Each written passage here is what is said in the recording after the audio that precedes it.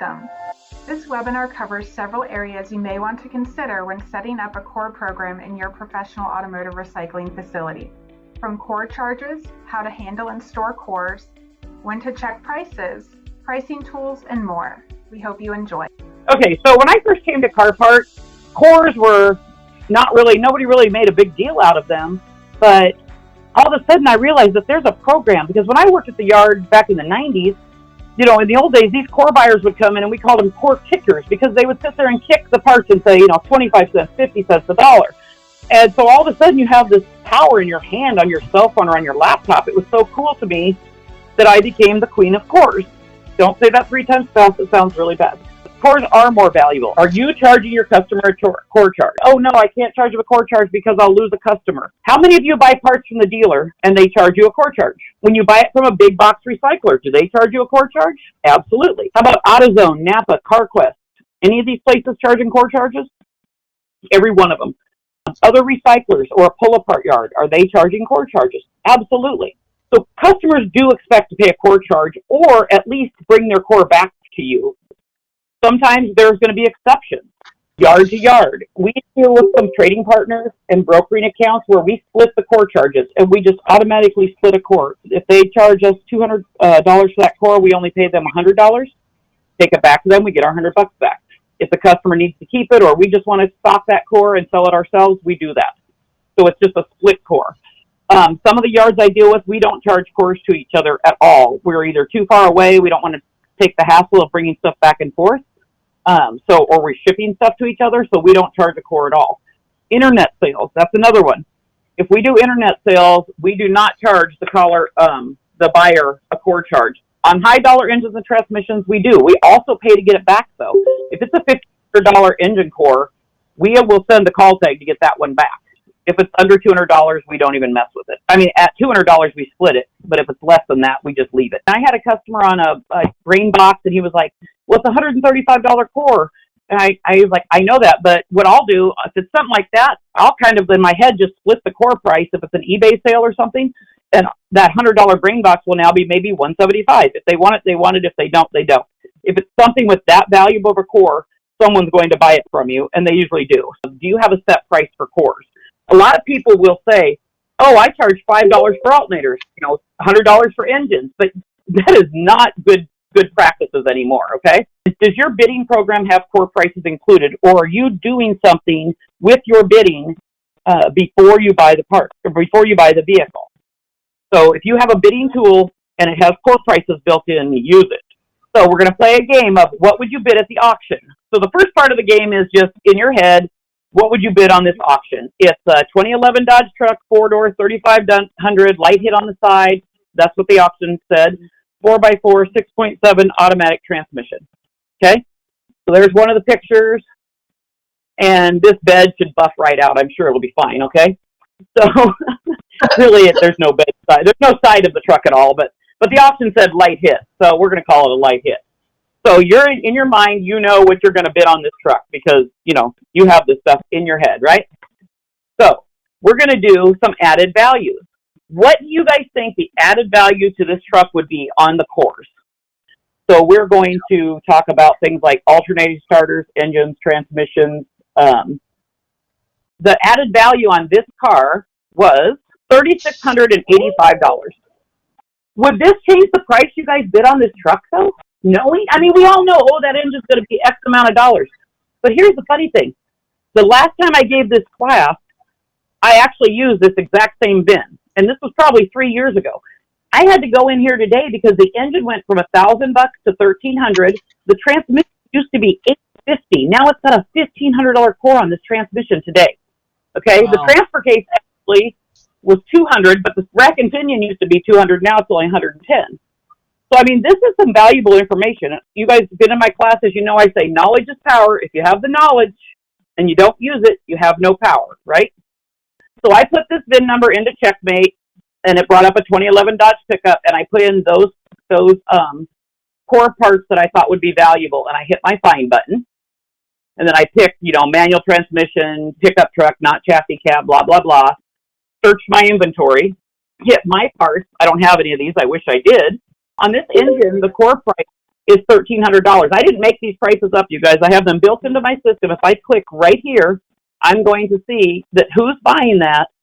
These are everybody who is in our core program at Car Part.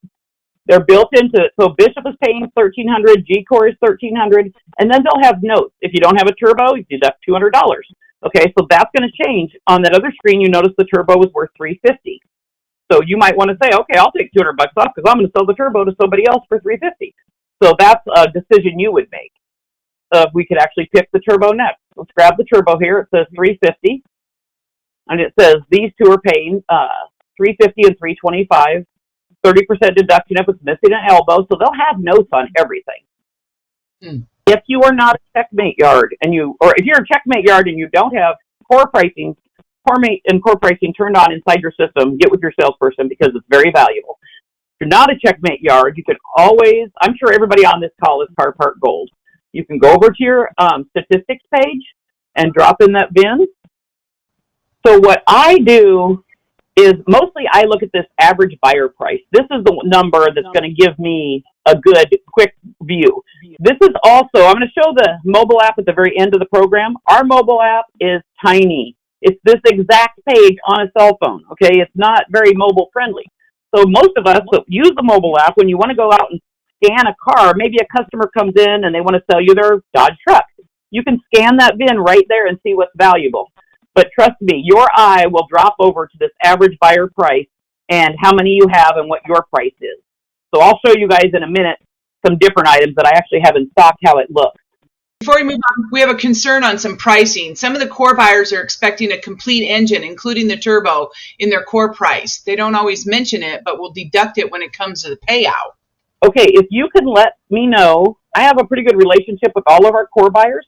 If that happens to you, if you could let me know, I can get with them because we have been working with them, like on these notes here, to make sure that, deduct 200 if missing a turbo, or it has to be the 6.7 Cummins. On the other page, you'll also see, has to have the head studs. If it's missing an elbow, again, they'll put notes here. If they are not putting notes, we can have them include them. If you guys send those to me, we can get that improved. Sometimes a few buyers don't keep up with their pricing and they pay less on the payout. Okay, that is true. So these prices are good for 30 days. If they are on one of our vendors at Car Part, they're required to do 30 days with us. If you get that, you print out this page on today's date, the price date is July 11th, 2023. It's right there. Then they're required to give you the price that is shown. Unless you call them and say, hey, I don't have my Gaylord filled yet. Can I have extra days or whatever? That's a deal you can make with them.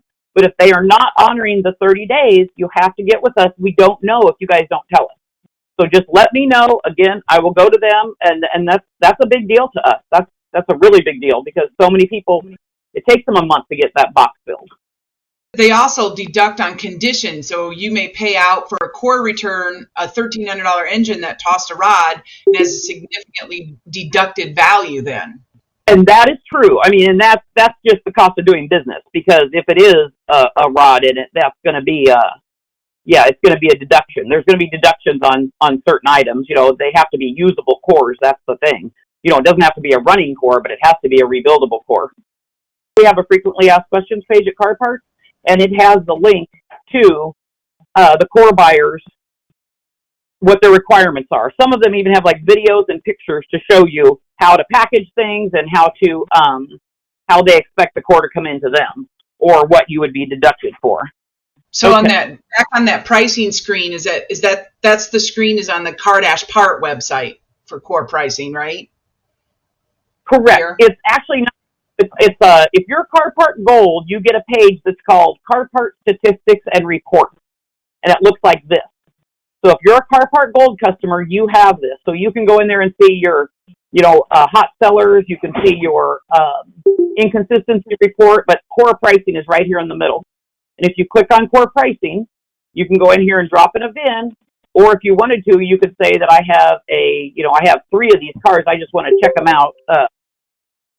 I got in 3 2018 Ford Explorers, and I want to see what's valuable on them. So you could do it that way as well. Yeah. And we've got Carrie from G-Core said that they hold their pricing 30 to 60 days. That's what I thought. Most of them that I deal with, that I talk to a lot, will do that for a customer. They'll actually give you the 60 days if you need it. Because think about this, they don't want to pay for half a box, the freight for half a box, or deduct from you a freight for half a box when you could send them a whole box in a few weeks, and then it would save you both money and make you both money. So they're usually, I've heard anybody that doesn't give you guys extra time if you need it. So just let me know. A lot of times, too, I know that back in the day, we had some yards that would drive their parts over to a yard. Let's say they drive them to MCI. That's up in St. Louis. There's two different departments there. One is you drive over the scales and they pay you for that. And one is you talk to the core buyers and they buy your cores. And so a bunch of my customers were actually sending their cores across the scale and getting pennies on the dollar. And we had to actually work with a whole bunch of yards in Phoenix because of that. So this is the other thing I wanted to show on your IMS.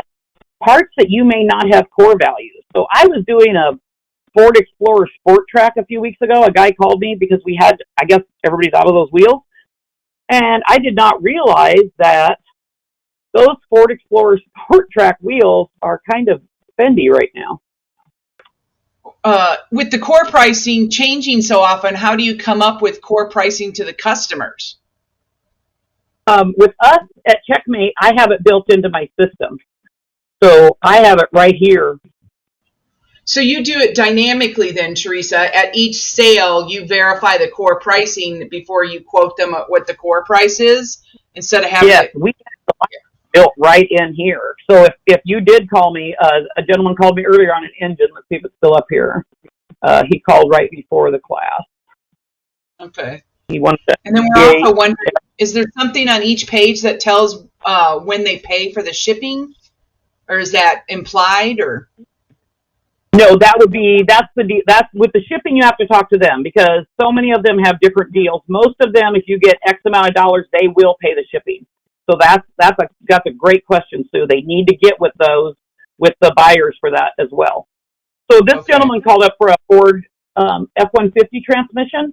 So here's $575. I have my core price right in, and so mine is like you said, a dynamic pricing every day. CarPart updates this with the highest price. So G4 happens to be the highest price on this one at 110. I could set it for an average. I could set it for however I want. I have it set to the highest price just to be safe. So then my computer automatically calculates $685 for me. And when I go start this work order for him, it has it built in right here. I don't have to do anything. It's all built right in here. Is there a way to print that page in statistics? Yes. Yeah, you can print any of these. You can print the one from core pricing. There's a print button down at the bottom. Or if you're on your Checkmate screen, you can screen print any of those pages. If you're in the inventory tab for it, if I go over here to look up steering gears, rack and pinions, whatever, how people call them. So if I go over here and I look at all my rack and pinions, which I didn't even realize this. I looked one up at a trade show a few weeks ago. I was actually giving a live demo, and I saw that one of my Ford Focus, I was only selling this rack and pinion for $100, and the core buyer was paying $150 for it. Yeah, actually, Theresa, that right there is the discussion that prompted us to ask you to have this class today, because we had a lot of new members coming in, and we were starting to talk about on a training that I was doing about how, boy, some of these core prices are matching the retail pricing anymore. Yep. So we were getting ready to crush, right after I got back from that class that Sue's talking about, we were getting ready to crush a 2010 Focus. And it was just a piece of crap. And I told my son, I said, well, grab that rack and pinion. It had a core value of $350 that day, that particular one. So we pulled it off. We put it in the core bin. It was sitting right on top, thank goodness. The very next day, I hadn't even taken it out of inventory yet because I was getting ready to bill out the core buyers. And a customer in the next town that buys a lot from us needed that rack and pinion. So we ended up selling it to him for $400 and got his back and still sold it to the core buyer for $350. Yeah, that's what prompted me to start looking at all these cores and ABS modules, heater controls, rack and pinions. I mean, there's a bunch of stuff, you guys, that, who would think that a heater AC controller I mean, you'll know some of the brain box ones are big, but some of them, if you've got 10 of the same one, if you buy a lot of the same cars and the core buyers are paying 10 or 20 bucks for a brain box, I'm ready to hand it over. When I very first started doing this core one time, a guy had 27 starters off a Chevy truck on his shelf. And the core buyer was paying like $18 a piece or something at the time. And I said, well, maybe you want to sell him, 10 or 20. He said, I'm selling them all 27. And I said, don't you want one for your customers? He said, no. He goes, that's good money. And I've never had a core buyer come back to me and say, this didn't fix my car. So Carrie wanted to remind everybody that you should be charging on all small electrical parts because they have great core value. Yep. And Carrie just wrote that to everybody in the chat room. And that's what I was just getting to. It's the core prices on these things like heater cores. Shockingly, $10, $15. I mean, $30 on an $80 one. It's just crazy to me that I never knew that this was going to have value on some of these odd parts. How many probably Trailblazer heater AC controls I threw away because we had so many Trailblazer at the time. Do you have any advice on the standard determining when a core versus keeping it on the shelf so it's available for sale? Or that's a tough one because, like that guy, I mean, if we go back to my steering rack, and I keep saying I'm going to do this, we just have been so slammed I haven't had time. But if you look, if I go into this core price and do highest first, and then I can do days in stock, I can sort. So I want to see like everything over, oops, I did it backwards first. Let me see everything over 300 days, let's say. Greater than 300 days. Then I'll sort it by highest price. So I've had this one in stock for 613 days, and I have not sold it, but a core buyer's paying $100 for it. So this is a great way to go into your yard management system and clean your shelves as well. You can go in, I'm guessing everybody else has a way to go in and sort by days in stock. You can print this page, have your guys go pull it, and you can just put it in whichever bin you want, whoever's paying the price for that item. But, this 4Runner, 844 days, I would have thought we would have sold that one, but we haven't. Just different things like that we would do is we would go out and clean these shelves and just get rid of them. Or before we crush the car, go in and get rid of them. And certain things, if it's off and ready, we've taken a picture of it because we do a lot of that stuff for eBay. So this Cobalt one, but it's been here 1,084 days. $30, I have it for $150. For me, I'll probably go in there and put $85 on it now. It's an 09 Cobalt, hit save. I could go in and reprice, and then next time I come in, I'll see that I changed the price. There's only 41 lookups on carpart.com for that one. That's probably going in the core bin on the next round.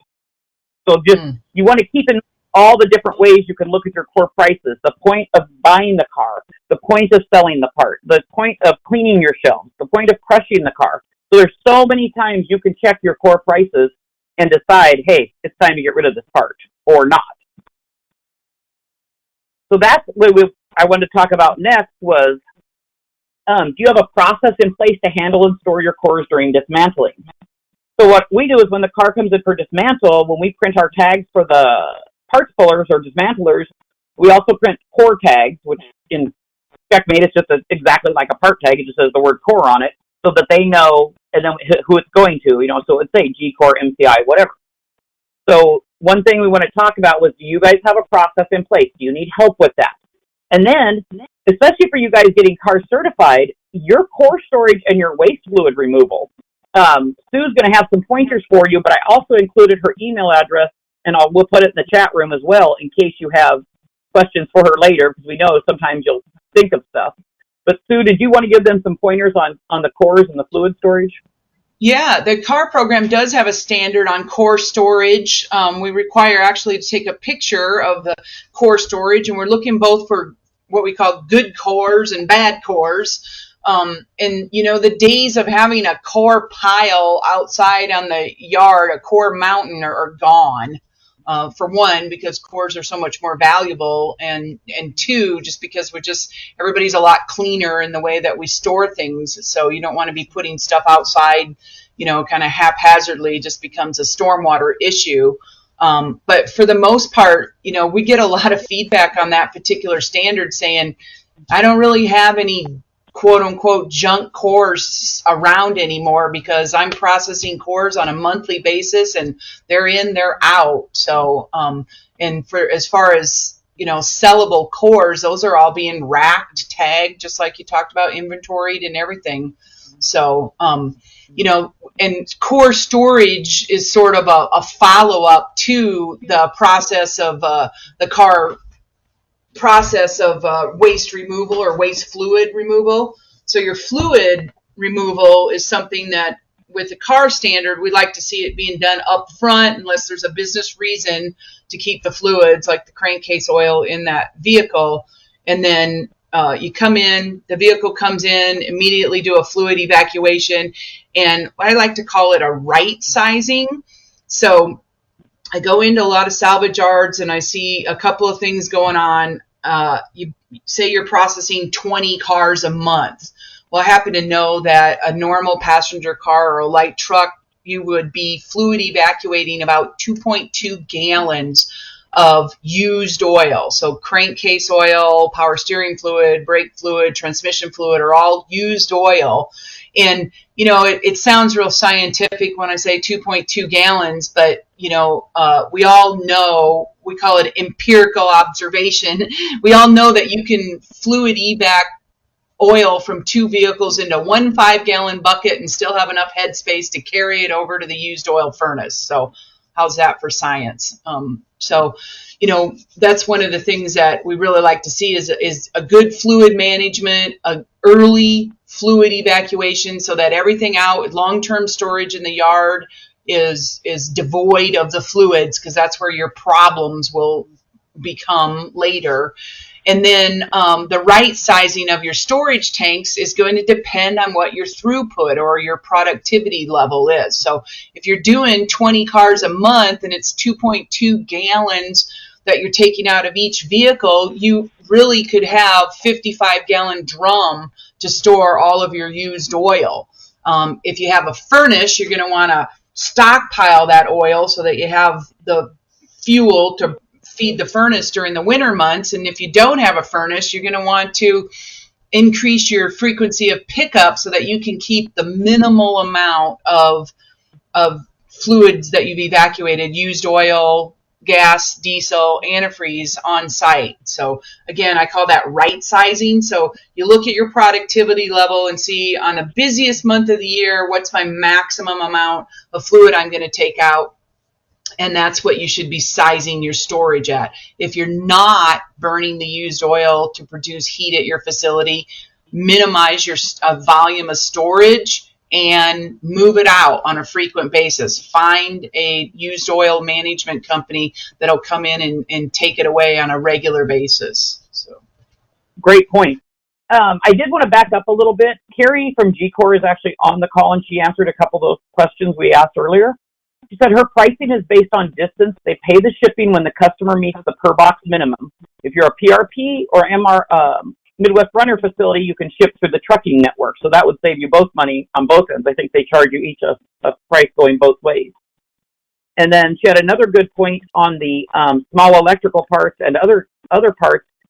If you have a high failure rate on a part, why not just core it instead of warrantying it? And I am a true believer in that, because stuff that we get a high failure rate on, I don't even want to deal with it. I'd rather just sell it to them and not have to have a warranty on it and have it gone. So even if you get that return from the customer, let's say that engine did come back with a hole in the block. So maybe it's only now a $5 engine, not a $1,500 engine. If that's the case, it's still money in your pocket that you wouldn't have gotten by just throwing it in the scrap pile. So those are all really good points, Carrie. Thank you for that. So you have the process in place to price higher value cores during inventory. Okay, so we've talked about that. Your bidding tool, your pricing tool, your inventory. Are you checking cores again before you scrap? So think about all the things that you may have missed or could be hitting on. These rack and pinions on these Fords. Again, high dollars right now. So I used to tell everybody, only check your cores once when the car comes in. Well, now I don't. Now I'm checking it in several places as I do my, as a yard owner now, instead of just a car part employee, I have different ideas than what I used to think was a good idea. So now we're checking cores all the time. Just like Sue had asked, we check as we're selling the part, as we're inventorying the part, it's just all the time. Two things I want to talk about is core mate and core pricing, because even the people at Car Part get these. It took me a while to get them right. So I just want to explain to you guys the difference. everybody thinks they're the same. They'll call it and they say, well, I have CoreMate, but they may or may not, okay? So CoreMate is a way for core buyers to contact you directly to purchase your cores through an email. Core pricing is that web-based program I showed you earlier where we go drop in the VIN number. So the core buyers will send you an email knowing you have a bid ready, and they'll include your stock numbers and locations. This is part of CarPart Gold. If you don't want the emails, you can have it turned off. I like them. So far, I've not used any, but I like knowing what's out there because it's like, oh, I got a bid for $13,000, which is kind of cool. So I just glance through it, even if I don't use it right then, because I want to know what these prices are. I want to keep an eye on those prices. So I always read those emails.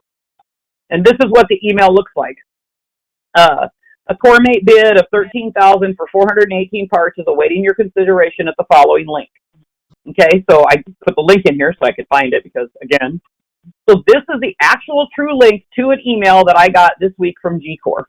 It will go in here and tell me that I have this speedometer. I sell it for $95. I've got one in stock. They're paying $30. Only thing I wish I had my days in stock here because that might be something I would want to do. They're only buying this number. But if you guys look, this page has so many board buyer notes. It has a lot of buyer notes. It will literally tell you where the bolts are, the block number, the head number. I mean, what other years it fits. Like, it's a really good program if you want to sell your cores to someone. This, what is this one? I don't even know. It's an engine for a 4.8 GM engine. I've got two of them in stock. My average price is $513. They're paying $100 a piece. So you can scroll through here. I can say, okay, well, you know what? One of those is high miles. I'm getting rid of it. We just did a shelf cleanup a few weeks ago. I can go through here, and it'll automatically populate what I want to get rid of. So as you scroll through, it goes from engines or transmissions. It gives you the Hollander code or the next code. I have 4 pages of these that I glance through. And when we're getting ready to do a shelf cleanup, this is where I look. Transfer cases. This is also a really cool way to find out what other parts they're doing cores on that I didn't know about. Power steering pumps, still a thing. Those were a thing. Brain boxes. Some of these brain boxes, they're paying really good money on. So let's say they're not even part of your core program, but you have a core buyer. Like, I have a core buyer over in Hazelwood, Missouri, that he buys my brain boxes from me. Okay, he'll buy practically every brain box I have. He just wants them all. He wants some of my bad engines because he rebuilds them for a YouTube video or something. And so a lot of my stuff will go to Eric. He's not in my core program, but I know that that's something that he's going to want because he uses it for different things. So that I'll save those for him. It just gives you guys an idea. Again, that knowledge is power thing. And that brings up a point. So, question is, do you keep a separate container for each core buyer or just put all types of a core in the same container? Nope. Absolutely. We have a separate one for everyone. We actually use like either 55-gallon drums or those IBC totes. Like for my guy Eric, for the brain boxes, I'll just put his into a Rubbermaid tote, and when we go up, we just take him a whole tote of them. Or heater AC controls, he a lot of those with the GM, the older Chevys, so we just put those into a box to keep them safe. And that's another thing, guys. When you are processing these cores, I've walked into so many places where the dismantler or the parts guy is just throwing them in the bin from 4 feet away, okay? You're breaking off ears. You're breaking off plugs. This is a huge decrease in what you get for prices.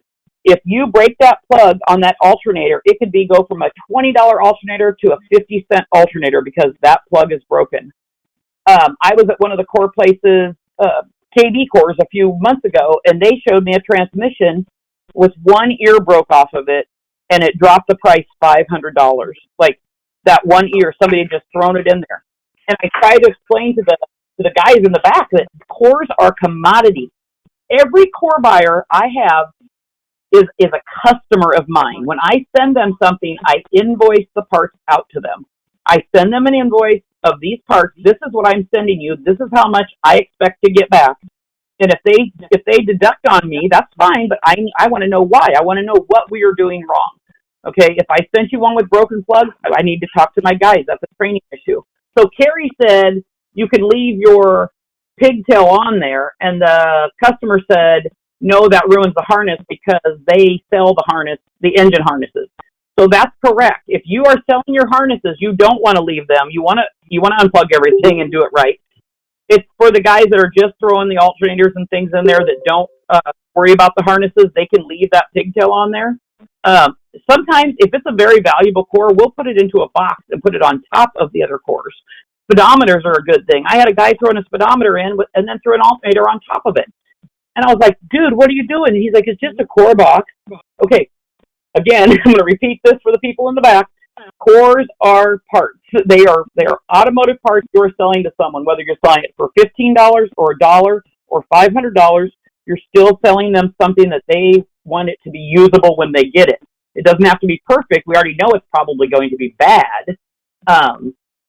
So just remember that you're selling them a product. It's not just a core anymore. For us, we've started buying IBC totes, those white totes like food grade. They come in a metal frame and they're white, and we cut the tops off of them and put stuff in those. We just have a lot less leakage and damage, I think, with that little metal frame around it. Draining your parts before they get to the core buyer is huge. I have a little tip from the environmental world. So most states have what they call a waste exchange. If you just Google, like, Iowa Waste Exchange is a thing, and many of the states still have them. You can actually source empty containers from somebody, hopefully locally, that you might be able to pick up for little or nothing. Most of the time on a waste exchange, the products are offered for, if you pick it up, you can have it. And to be listed on a waste exchange, you either have to have a large volume or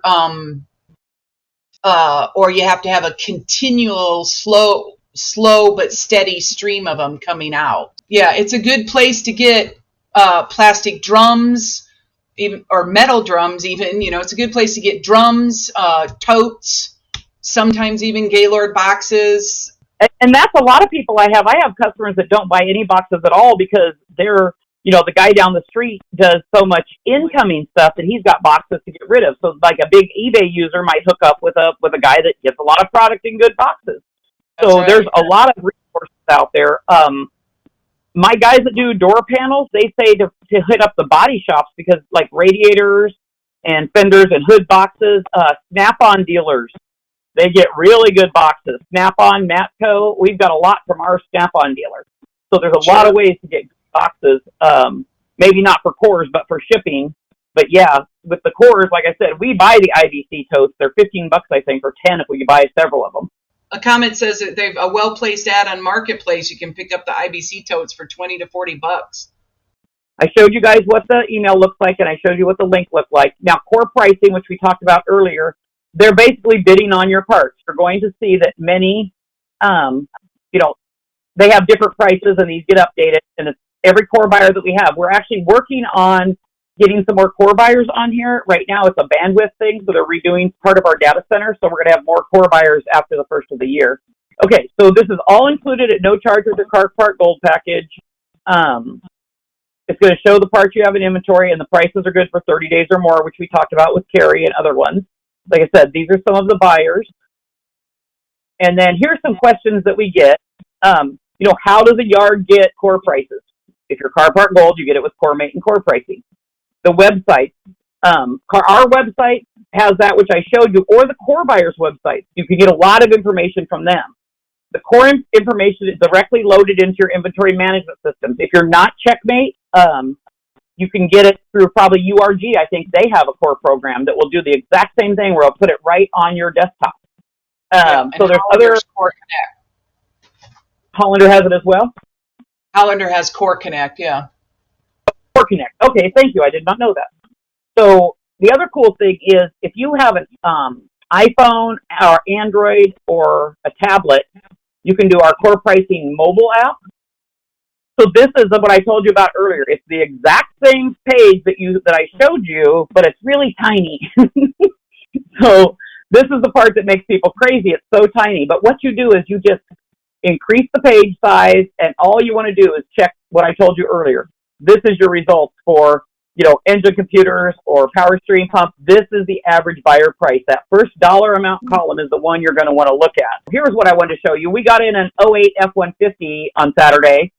I can go in, look up by stock number when I just get a car in stock, sort by core pricing, and right now I can see that engine has a $200 core, the tranny has $150, the brain box is $40, the anti-lock brake module is $40. This gives me all the core prices in one fell swoop by a stock number as well.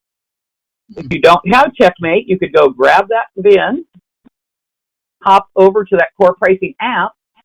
We're going to switch to look by VIN and search. So again, this is going to tell you all the information people want. You're going to be wanting looking at this average buyer price. So here's the power steering rack and pinion, anti-lock brake, brake booster. So it's going to say, I have one in stock. I sell it for $125. The average buyer is $6.